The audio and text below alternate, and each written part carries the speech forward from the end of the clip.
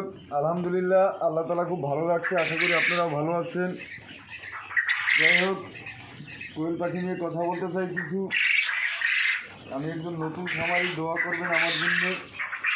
যাই হোক, আমার কিছুদিন আগে মাংসের জন্য অনেকে ফোন করেছেন যে মাংসের পাখি আছে কিনা, আমাদের ওই সময় ছিল না। যাই হোক, এখন বর্তমানে মাংসের পাখি আছে, ইনশাল্লাহ কেউ লাগলে জানাইবেন।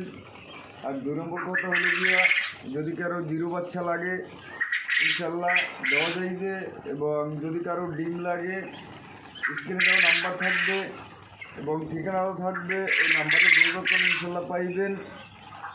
আর যাই হোক, আমার জন্য দোয়া করবেন। আমি নতুন খামারি, ভালো থাকেন। আল্লাহ হাফেজ।